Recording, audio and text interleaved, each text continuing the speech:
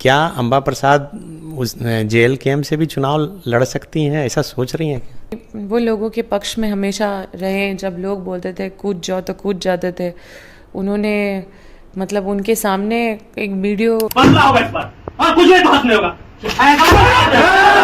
पर जयराम महतो अपने उम्मीदवारों की पहली सूची जारी कर दिए। खुद उन्होंने तय किया कि डुमरी से चुनाव लड़ेंगे।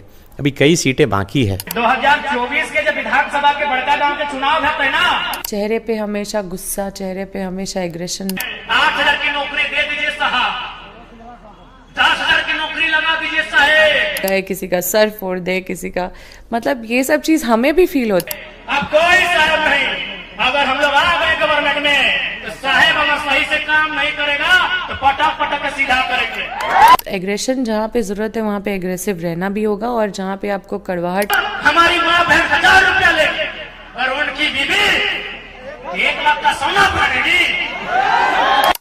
उसमें चर्चा के दौरान एक बात निकलकर सामने आई, जो जयराम महतो JLKM के अध्यक्ष हैं, उन्होंने कहा कि आज के पॉलिटिक्स में एग्रेशन की ज़रूरत है सिस्टम को बदलने के लिए।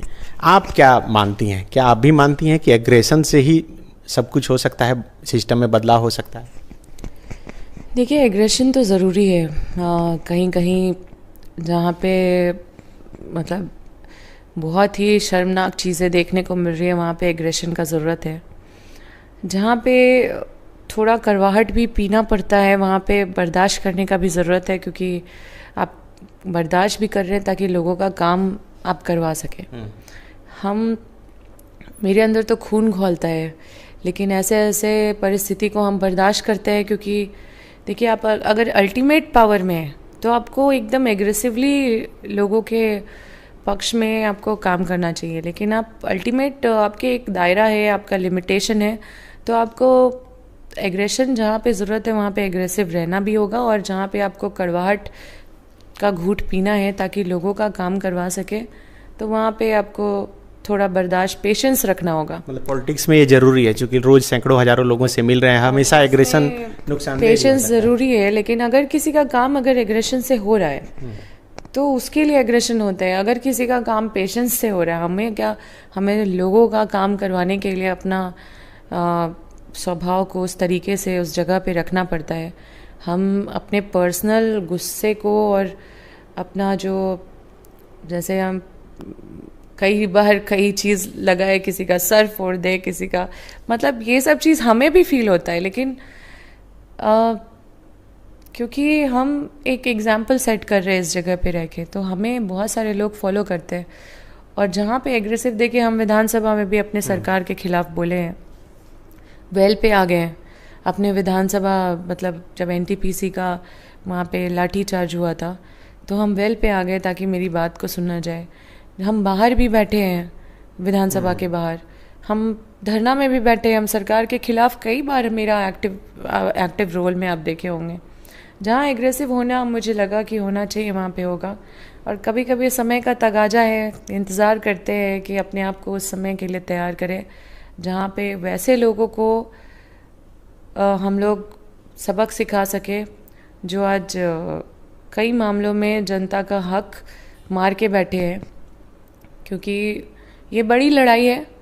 अगर आप युद्ध के मैदान में बिना हथियार का चले जाएंगे तो वो आपका मूर्खता है। लेकिन आपके पिताजी का में एग्रेशन दिखता था, वो तो नुकसानदेह हो गया उनके लिए। वही हमने कहा ना कि उनको तो कई बार यूज़ कर लिया गया, क्योंकि वो लोगों के पक्ष में हमेशा रहे। जब लोग बोलते थे कूद जाओ तो कूद जाते थे। उन्होंने मतलब उनके सामने एक वीडियो ब्लॉक के जो प्रखंड विकास पदाधिकारी हैं, वो घूस लेते हुए मतलब उनको देख पाया गया। तो वहाँ पे उस समय का बात है कि उनको पीट भी दिया गया था उनके सामने, तो केस मुकदमा हो गया था।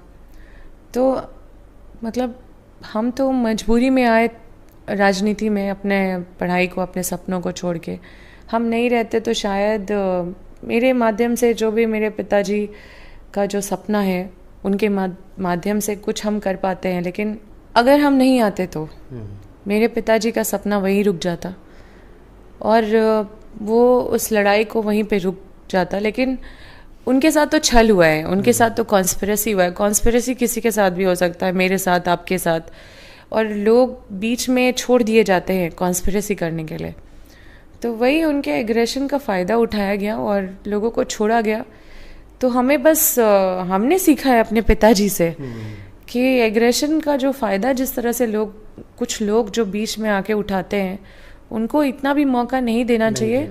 इसी सत्र में चर्चा के दौरान ये भी बात आई कि एग्रेशन से ज़्यादा प्रोग्रेशन पर ध्यान देना चाहिए। एग्रेशन भी ज़रूरी है, बहुत ज़रूरी है, लेकिन आपको ये समझना होगा कि आप कितने एग्रेसिव हो सकते हैं और कब और कहाँ।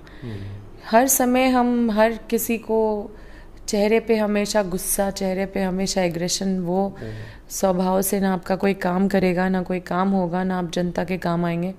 लेकिन हाँ, जहाँ पे आपको लड़ना है वहाँ पे आप अपने जनता के लिए देखिए हम खड़े हैं, तो किसी भी लेवल तक आप जा सकते हैं। बस आपको देखना है कि आप कितना रिस्क बियर कर सकते हैं, क्योंकि अगर अगर जुनून के साथ चल रहे हैं तो आपको लंबा रहना होगा लोगों के साथ, ताकि आप लंबे पहाड़ी को मतलब पार कर सके, उनको पार करा सके। मुझे लगता है कि aggression is important, but one has to balance that. तो झारखंड में भी चुनाव होना है, पार्टियां अभी तय कर रही है कि कौन कैंडिडेट होगा, कितने सीट पर लड़ेंगे। तो जिनके बारे में हम लोग चर्चा कर रहे हैं जिस टॉपिक पर, जयराम महतो अपने उम्मीदवारों की पहली सूची जारी कर दिए, खुद उन्होंने तय किया कि डुमरी से चुनाव लड़ेंगे। अभी कई सीटें बाकी है, तो क्या अंबा प्रसाद उस JLKM से भी चुनाव लड़ सकती हैं, ऐसा सोच रही हैं? अपने क्षेत्र में दिन रात मेहनत किया है, ऐसा नहीं कि मुझे चुनाव के समय विचलित होने का ज़रूरत है, ऐसा मैंने काम नहीं किया है कि मुझे चुनाव के समय परेशान होना पड़े कि अब मैं क्या करूं, अब मैं किस पार्टी के पास जाऊं, कैसे मेरा रास्ता साफ होगा, कैसे हम विधायक बनेंगे, इस तरह का कोई सोच नहीं है। हम इस कदर निश्चिंत हैं क्योंकि हमने इतना मेहनत किया है, इतना ईमानदारी से काम किया है। एक विधायक नहीं, अपने क्षेत्र में क्षेत्र को घर समझ के, लोगों को परिवार समझ के, उनके दुख सुख में 24 घंटा रहे। अब उसके बाद भी अगर कोई परिणाम होता है उसके लिए हम तैयार हैं, क्योंकि एक तसल्ली है मेरे अंदर कि हम ईमानदारी से अपना एक एक पल लोगों के ऊपर बिताएं।